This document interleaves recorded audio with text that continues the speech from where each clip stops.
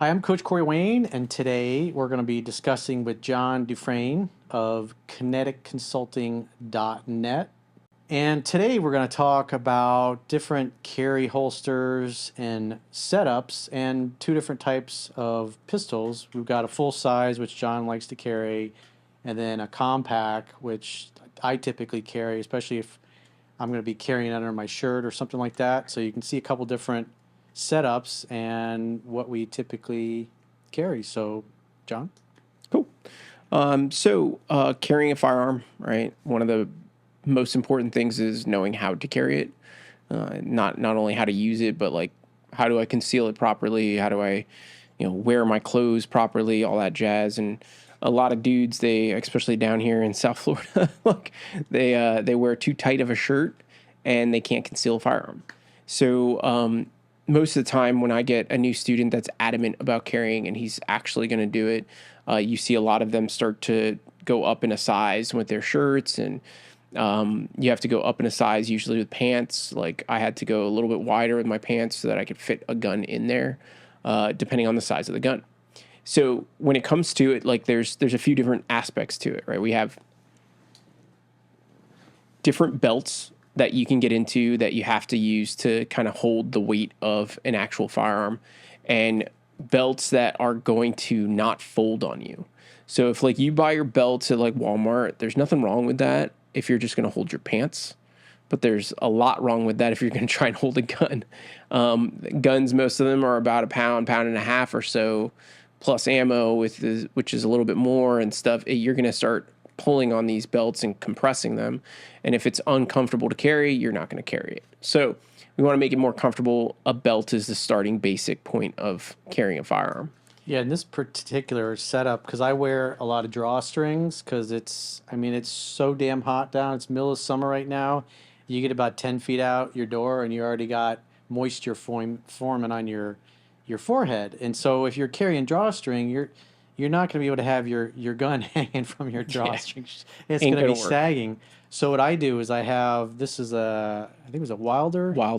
Wilder belt that goes underneath the drawstring, and I use that to hold my SIG setup, which John has, and he'll go through all those in a minute.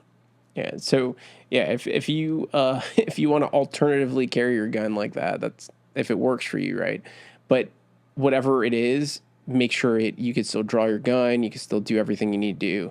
Also putting that into your training as well, like dry practice, live practice, all that jazz. But a belt of some sort when you're carrying a holster, completely necessary. Like if you think you can get away with nothing, like good luck, man. You're gonna be one of those dudes that you find on the internet that have a picture taken of themselves with their saggy little pants and their gun hanging out of it or falling down in it or just in an unsafe manner, and that's not what you want.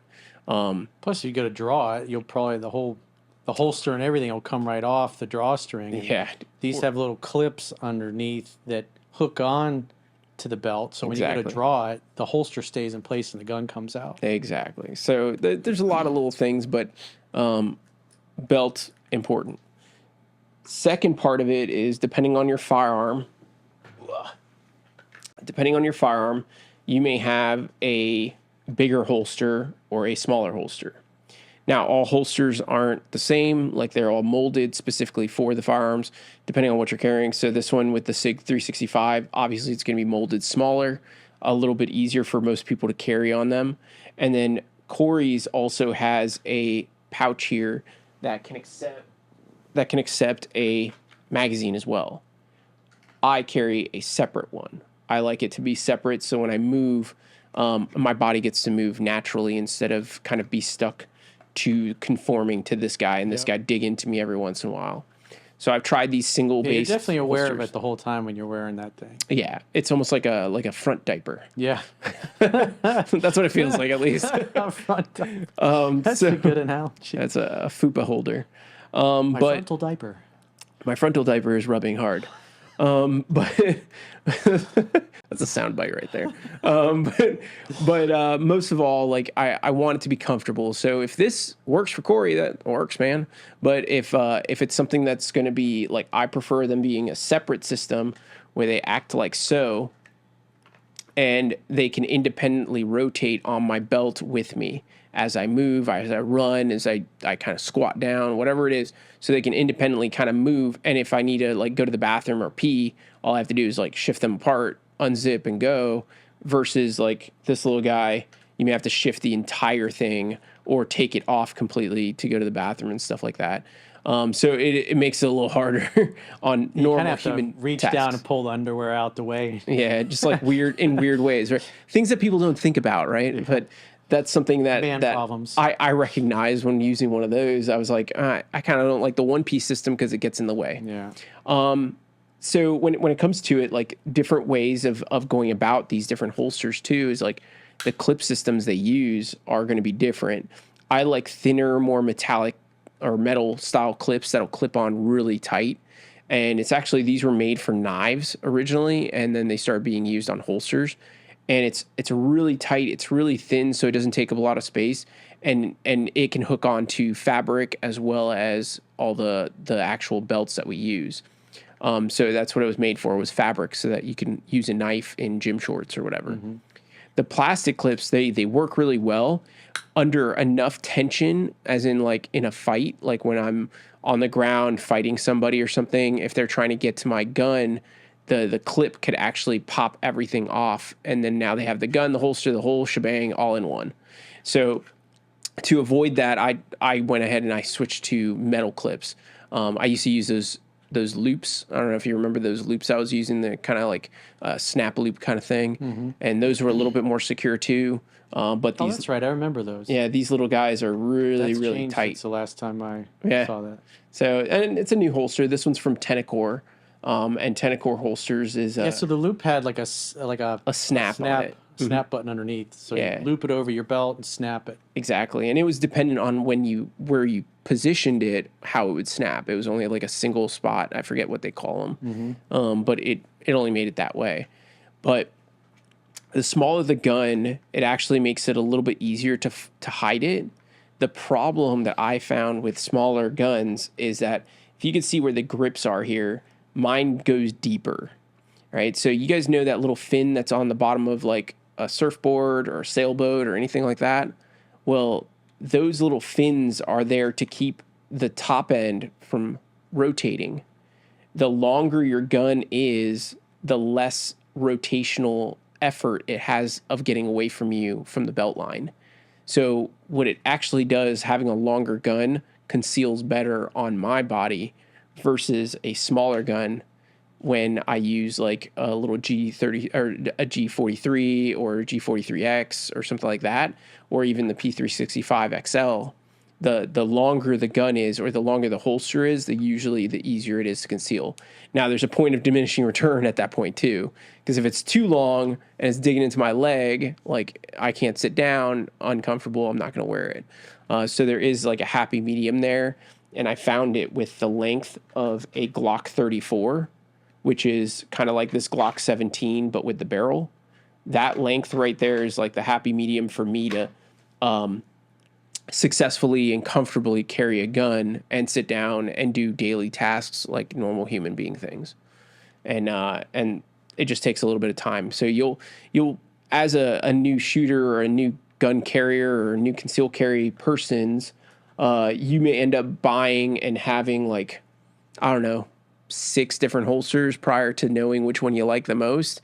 And you may actually settle until you see like a new holster and you're like, let me try that one. And eventually you'll have like a drawer or a bin of holsters and stuff you go through. Yeah. I got that going on. And eventually what I do is I usually bring those out to like SWAT school, or I go to like a my friend's house or something. I'm like, hey guys, here's a whole container, dump it. And they get to go sifting through things and figure out what they want. Because I can't, if I'm not going to use it, it has to go to a better home, right? So one man's garbage, other man's, gold or one diamonds. One man's trash is another man's treasure. There you go. So at that point, they can enjoy that stuff, and that's how I get rid of them. Right? Some people just throw them out or repurpose them. Like you can take the clips off, put Velcro on them, and use them inside of bags. So you can do things like that, repurpose them in different ways like that. So there are occasions where you can use your older holsters for other stuff, but most of the time, I usually just give them away to friends or to law enforcement when I teach them and stuff. Especially like SWAT school. SWAT school, I'm like, these guys need it. They're getting beaten down. I brought treasures, guys, and they're like, "Ooh, goodies!" It's like kids with a bunch of candy, the pinata time. And so, how many rounds do you have in your gun, and how many are in the backup mags? So in a Glock 17, you can carry 17 in the mag and plus one in the pipe, so 18 per se. And then with a mag, I use a Glock 17 mag, but with a base plate that adds 5. So And that was 22. Arredondo? Arredondo, yeah. They last pretty good. I started marking them so that they didn't get confused with students' mags. So I started putting piece of tape on them, so that it was easier to find my mags compared to other students or other people on the range. And that's what, 23 rounds in that? So 22 rounds in this one. It's a +6, I think, but you can only fit 5 most of the time with the spring compression and stuff like that. Anytime you add a base plate to a mag, though, make sure it comes with a new spring. Because the spring that's in there originally was made for the length of the magazine. If you add extra length, the spring's not going to be able to travel that full length and usually doesn't function properly within. Yeah, that Arredondo, they come with a spring, right? Yeah, they come with a spring. Because I know I obviously got that from you, so I upgraded all my Glock mags. Yeah, Agency Arms, the one that do up my Glocks, they just came out with some base plates that are +5s, and they are really nice. So they come with a spring also, but they're machined instead of plastic. So it's like a little bit of weight, so you can have a little bit of weight at the bottom for dropping mags and stuff like that. So I'm waiting for mine. They're in the mail. Cool. But yeah, holsters are important. There's just a lot of options. So it may be kind of daunting for most people, but after you find a belt, you find the holster that fits your gun, and then you go through the exploratory method of trying things out unless you have a friend that has a whole bin full of them. Yeah. So if you're like a friend, you'll let your buddy kind of mess around with all the holsters and figure out what works. And then eventually you'll find what works for you and what you plan and how you plan on carrying your gun. Cool. And then so once they've got all their setup, then obviously the next step is lessons. Yeah. And if they're inexperienced, you're going to want them to do a couple of privates until they get competent with the basics, and then have them sign up for one of your pistol mechanics classes, right? Exactly. Cool. Yeah, training is definitely a necessity. Just buying a gun does not make you good at shooting. Watching John Wick does not make you good at shooting. Him watching himself on TV doesn't make him better at shooting. So if you think about it, like everybody needs training in something. So repetition's the mother of skill. Exactly. Excellence is not a singular act; it's a habit. You are what you do repeatedly, as the great Aristotle said.